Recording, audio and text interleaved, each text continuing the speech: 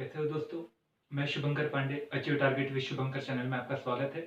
आज हम दो मसलों पर आपसे बात करेंगे। एक मसला जो है कला एवं संस्कृति से संबंधित। दूसरा ये है कि अभी आपको मैंने लास्ट लेक्चर में कहा था कि हम करंट के इशू को उठाएंगे। अब करंट के जो भी इशू रहेंगे हम उसको सैटरडे और संडे की क्लासेस जो रहेंगी उसके अंतर्गत हम आपको वीडियो के रूप में बनाने की कोशिश करेंगे। एक ही इशू रहेंगे, हर हफ्ते में एक इशू, दो लेक्चर बनाकर हम उसको कंप्लीट करने की कोशिश करेंगे ताकि उस इशू पर आपकी मजबूत पकड़ हो। ये करेंट अफेयर से भी संबित हो, कहीं ना कहीं संबंध होगा और पूरे के पूरे सिलेबस से भी इसका कहीं ना कहीं इंटरलिंक होगा। मैं दोनों रूप में आपको समझाने की कोशिश करूंगा और आप शायद को वो पसंद भी आए। मैं अपनी तरह से आपको समझाने की कोशिश करूंगा। तो हम देखते हैं कला एवं संस्कृति। और ये कला एवं संस्कृति आज से हमारे लेक्चर जब शुरू होते हैं तो पहला टॉपिक आता है कला एवं संस्कृति का। एवं संस्कृति।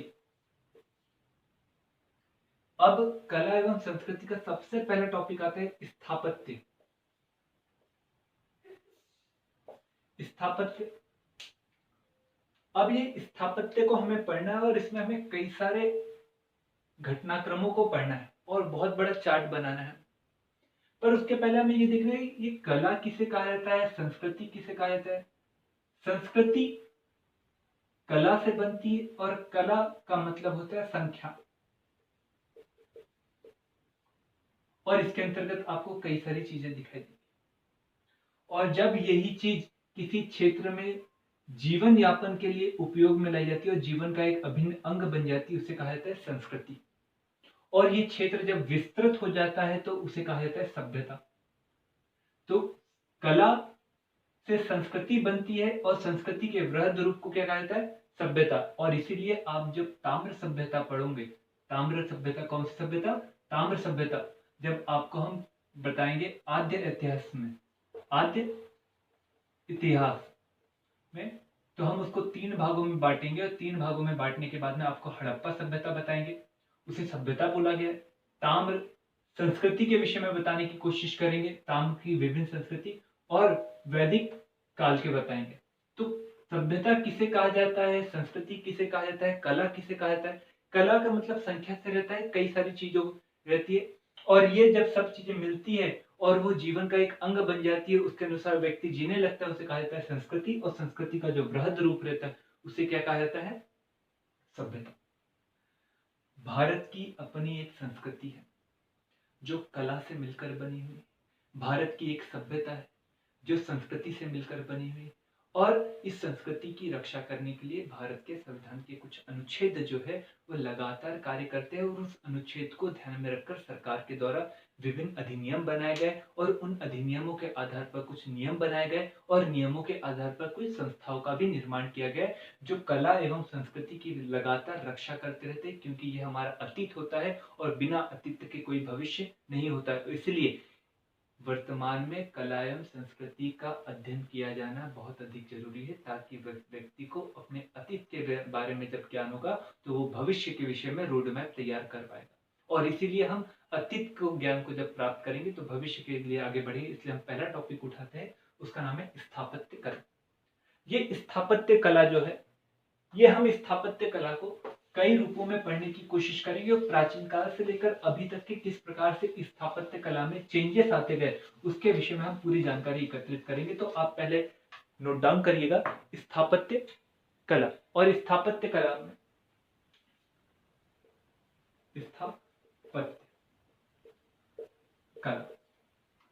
स्थापत्य कला में हमें पढ़ना कई सारी चीजें। पहली बात हम पढ़ेंगे हड़प्पा सभ्यता के विषय में। हड़प्पा सभ्यता कैसी थी, किस प्रकार से, क्योंकि वो भी तो स्थापत्य है, आर्किटेक्चर है, वस्तु बनी। हड़प्पा सभ्यता के बाद में हम एक बहुत महत्वपूर्ण सभ्यता के बारे में पढ़ेंगे, मौर्य कालीन। तो मौर्य काल में हमें पढ़ना है किस प्रकार से चैत्य का और विहार का निर्माण हो। विहार और चैत्य का निर्माण कैसे हुआ, वो क्या है हमें आपको पता नहीं, हम आपको बताएंगे। इसी समय में स्तूप का निर्माण किया गया। स्तूप क्या होते, किस प्रकार से बनते हैं, हम उसे पढ़ेंगे। तो मतलब पहले क्या पढ़ेंगे, हड़प्पा सभ्यता के बारे में, फिर किसे पढ़ेंगे, मौर्यकालीन स्थापत्य के बारे में। मौर्यकालीन स्थापत्य में क्या बना, चैत्य एवं विहार और स्तूप। इसी के बाद में हम आएंगे गुप्त काल। कौन सा काल आएंगे बेटा, गुप्त काल। इस समय में हम पढ़ेंगे मंदिरों के बारे में। किसके बारे में पढ़ेंगे, मंदिरों के बारे में। मंदिर की कितने प्रकार होते हैं, तो हम यहाँ पर देखेंगे नागर शैली, द्राविड़ शैली और वेसर शैली, हम उसे पढ़ेंगे। इसी के बाद में मध्यकाल आ जाएगा, और मध्यकाल में हम पढ़ेंगे दिल्ली सल्तनत के संबंध में। दिल्ली सल्तनत के कई सारे शासक रहे, कई सारे वंश रहे। उन वंशजों के समय में काम किया गया। तो सबसे पहले आया है गुलाम वंश। उस गुलाम वंश में प्रमुख कौन था, इल्तुतमिश बलबन। उनके द्वारा बनाए गए प्रमुख स्थापत्य के बारे में पढ़ेंगे। इसी के बाद में है खिलजी। तो हम उस समय में प्रमुख कौन था, अलाउद्दीन खिलजी। अलाई दरवाजा का निर्माण किया, खौसखास का निर्माण किया। इसी के बाद कौन आए, तुगलक। तुगलक वंश के समय में प्रमुख कौन था, गयासुद्दीन तुगलक, मोहम्मद बिन तुगलक और फिरोज शाह तुगलक। तो हम तुगलक में मोहम्मद बिन तुगलक के स्थापत्य को पढ़ेंगे। फिरोज शाह तुगलक के द्वारा कई सारे नगरों का निर्माण किया गया, नहरों का निर्माण किया गया, उसके बारे में हम पढ़ेंगे। इसके बाद है सैयद वंश। सैयद वंश के काल छोटा रहा और इसमें मकबरे बहुत बने, तो हम मकबरों के बारे में पढ़ेंगे। और उसके बाद है लोधी वंश। तो लोधी वंश के द्वारा क्या क्या किया गया, क्या क्या बनाया गया, हम उसके बारे में पढ़ेंगे। तो स्थापत्य कला में हम मध्यकाल में ये। इसी के बाद में आएगा मुगल। और मुगल काल के समय में हमें पढ़ना है कई सारी चीजें। मुगल काल में क्या पढ़ना है, पहली बात शासकों के आधार पर। शासक कौन कौन से रहे, तो आपको पता है बाबर, हुमायूं, अकबर, जहांगीर, शाहजहां, औरंगजेब। इनके बारे में हमें पढ़ना है। इसमें शाहजहां का जो काल रहा उसको स्थापत्य कला का स्वर्णिम काल कहा गया। हमें वहां पर पढ़ना है कुतुब मीनार क्या थी, कुतुब मीनार के साइड में क्या बनाया, ताजमहल क्यों बनाया, हमें ये देखना है। कुतुब मीनार का तो वैसे गुलाम वंश के समय में ही हो चुका था, परंतु कुछ बातें कुतुब मीनार के संबंध में शाहजहां, जहांगीर, औरंगजेब और हुमायूं के समय में दिखाई देगा। इसी के बाद में आता है आधुनिक काल। कौन सा काल आता है बेटा, आधुनिक काल। और आधुनिक काल में कई सारी भारत में विदेशी कंपनियां आई। तो आप एक तरफ से बनाइए, मेरे पास जगह कम है। तो विदेशी कंपनियों में पुर्तगाली आए, और पुर्तगाली आए तो उनके द्वारा अलग प्रकार से निर्माण किया गया। गौथिक कलाएं लेकर आए, उनके द्वारा इस प्रकार से चर्चों का निर्माण करने की पद्धति लेकर आए, तो वो। उसके बाद आए फ्रांसीसी और ब्रिटिश ने हमारे ऊपर शासन किया और कई सारे नगरों का निर्माण किया, जैसे दिल्ली, लुटियन की दिल्ली, कलकत्ता शहर का भी निर्माण किया उन्होंने।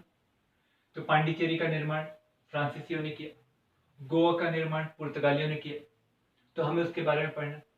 और ये सब पूरा स्थापत्य कला के अंतर्गत आता है। मतलब स्थापत्य कला केवल एक शब्द था, पर इसके माध्यम से पूरे इतिहास का कहीं ना कहीं आपका रिवीजन होता है। तो आप लोगों ने ये साथ बना चुके होंगे, आप इसे बना लीजिए। अब इसे जब आप बना चुके हैं तो आप सिनॉप्सिस के रूप में समझ चुके हैं, तो हमारा पूरा का पूरा इतिहास का रिवीजन हो रहा है। तो अब हम स्थापत्य कला में एक टॉपिक को लेकर चलते हैं जिसका नाम है हड़प्पा सभ्यता। आज हड़प्पा, मौर्य और चैत्य विहार के बारे में हम पढ़ेंगे, चैत्य और स्तूप के बारे में पढ़ने की कोशिश करेंगे। तो हम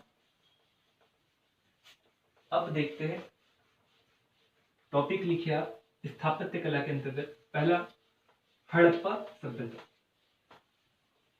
हड़प्पा सभ्यता के समय में हम बहुत सारी बातों पर चर्चा करेंगे। पर वहां पर हम चर्चा करेंगे ताकि आपके कंसेप्ट बिल्डअप हो।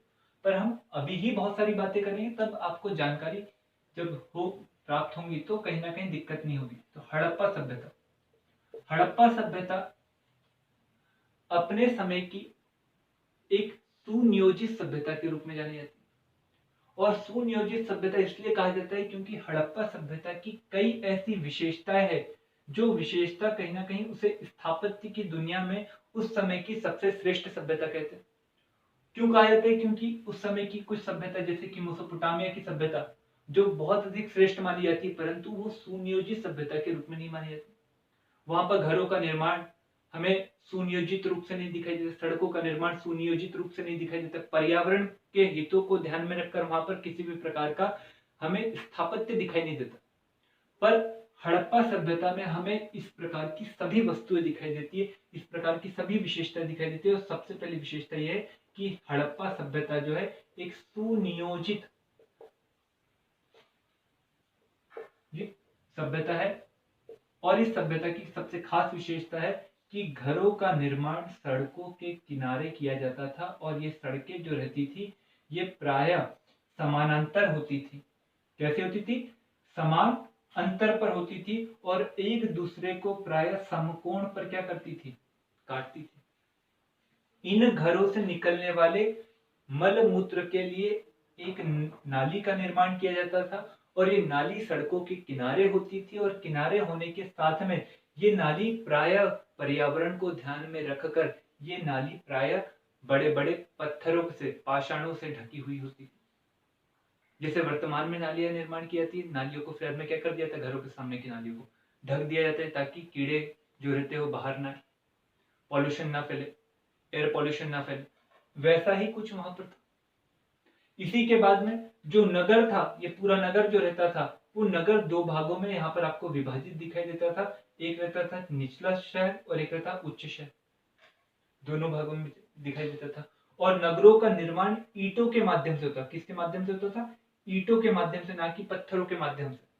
और ईंटों के माध्यम से होता था और ईंटों के माध्यम से होने के साथ में इस पर अलंकरण पर ज्यादा बल नहीं दिया था। परंतु कालीबंगा के क्षेत्र में जो ईंटें हमें दिखाई दी है वो कच्ची दिखाई दी है और कच्ची दिखाई देने के साथ उसके ऊपर अलंकरण का प्रयोग किया गया। यह हड़प्पा सभ्यता की खास विशेषता है। हड़प्पा सभ्यता के जितने नगर रहे वो प्रायः एक दुर्ग से हमेशा घिरे रहे, मतलब चारों तरफ उसकी दीवारें रही और उस दीवारों के माध्यम से वो घिरे घिरे रहे। ये हड़प्पा सभ्यता की खास विशेषता है। पहली विशेषता क्या रही? घर जो बने वो ईंटों के माध्यम से बने। ईंटों के माध्यम से जो घर बने उसके सामने रोड होती थी। ये रोड एक दूसरे के रोड के समानांतर होती थी, प्रायः एक दूसरे को समकोण पर काटती भी थी। रोड और घर के बीच में एक नली होती थी जो घर से निकलने वाले मलमूत्र को एक जगह से दूसरी जगह अर्थात छोटे नाले से बड़े नाले की ओर ले जाने की कोशिश करती थी। और ये जो नली रहती थी, जो नाली रहती थी वो प्राय कैसी रहती थी? पत्थरों से ढकी हुई होती थी, जो पर्यावरण हितैषी का कहीं ना कहीं सूचक है। दूसरी बात है, पूरा का पूरा नगर दो भागों में बटा रहता था, एक किला और एक निचला किला और एक उच्च। निचले जगह पर सामान्य जन रहते थे, उच्च जगह पर कहीं ना कहीं कौन रहता था? जो शासक वर्ग था। और ये पूरे नगर को एक बड़े से प्राचीर से कहीं ना क्या क्या किया जाता था? घेरा जाता था, जो सुरक्षा के कारणों से जरूरी था। ये सब चीजें हमें हड़प्पा सभ्यता में दिखाई देती है और यही बात कहीं ना कहीं हड़प्पा सभ्यता को मेसोपोटामिया की सभ्यता से क्या करती है? अलग करती है। और अब दिमाग में आता है कि सर ये मेसोपोटामिया क्या है? मेसोपोटामिया आपको इराक दिखाई देगा और इराक में आपको दो नदियों के बीच का क्षेत्र जो रहता है, जैसे हमारे पास दोआब कहा जाता है, वहां पर दो नदियों के क्षेत्र को मेसोपोटामिया कहा जाता है। और इन दो नदियों के किनारे पर जो सभ्यता का विकास हुआ उसे कहा जाएगा मेसोपोटामिया की सभ्यता। और ये सभ्यता हड़प्पा सभ्यता की समकालिक मानी गई। कुछ लोगों के द्वारा हड़प्पा सभ्यता के विषय में कहा गया कि हड़प्पा सभ्यता मेसोपोटामिया की सभ्यता से आए।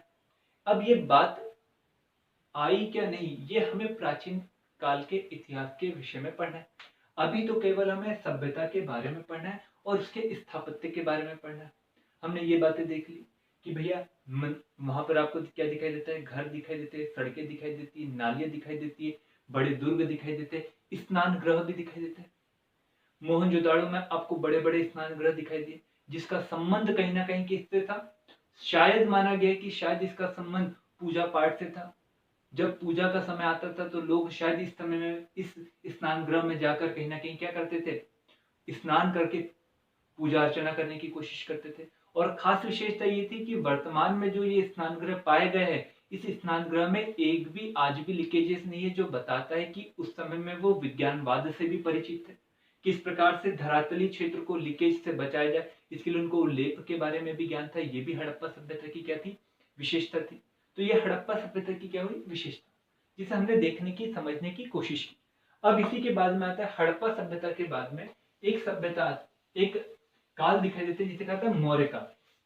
और मौर्य काल के समय में दो चीज बहुत अधिक फेमस हुई, और ये दो चीज में से एक चीज थी स्तूप और एक था चैत्य एवं विहार। चैत्य एवं विहार और दूसरा था बेटा स्तूप। आप सभी सांची गए होंगे, नहीं गए हो तो जाइए, इसे समझने के बाद जाइए, और समझने के बाद जाने के बाद में आपका अब देखने का जो नजरिया रहेगा वो मेरे हिसाब से शायद बदल जाएगा। चैत्य एवं विहार ये पत्थरों को तोड़कर, जो ऐसा पर्वत रहता था उस पर्वत को तोड़कर बनाया गया एक स्थापत्य संरचना है, जिसमें जो एक उल्टे घोड़े की नाल की तरह जो संरचना बनती थी और अंदर की ओर जाने पर गहरी होती जाती थी, उसे कहा जाता था चैत्य। और चैत्य का संबंध आजीवक संप्रदाय से था, जो जहां पर आकर पूजा करते थे। मतलब एक चट्टान थी, उस चट्टान को खोदा गया, खोदने के बाद में उसका जो आकार बनाया गया वो किस घोड़े की उल्टी नाल की तरह बनाया गया, और उल्टी नाल की तरह बनाया गया, और इस संरचना को कहा गया चैत्य, जहां पर आजीवक संप्रदाय से संबंधित प्राय लोग क्या करते थे, पूजा अर्चना करते थे। और विहार जो होता था, ये चट्टानों को क्षैतिज रूप में काटकर बनाई गई संरचना होती थी, जहां पर चैत्य में पूजा करने वाले लोग अपना निवास करते थे, अपने आप को यहाँ पर रखते थे। तो मतलब चैत्य का संबंध कहीं ना कहीं किससे है, पूजा स्थल से है। तो विहार का संबंध किससे है, निवास स्थान से। प्राय इसका संबंध आजीवक संप्रदाय से माना जाता है, परंतु हीनयान संप्रदाय जो बौद्ध धर्म से ही एक बना हुआ एक अलग शाखा है, उसके भी हमें चैत्य दिखाई देते हैं, विहार दिखाई देते हैं।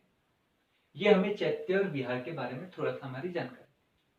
तो वही स्तूप क्या होता है, स्तूप के बारे में थोड़ी सी जानकारी प्राप्त कर लिए।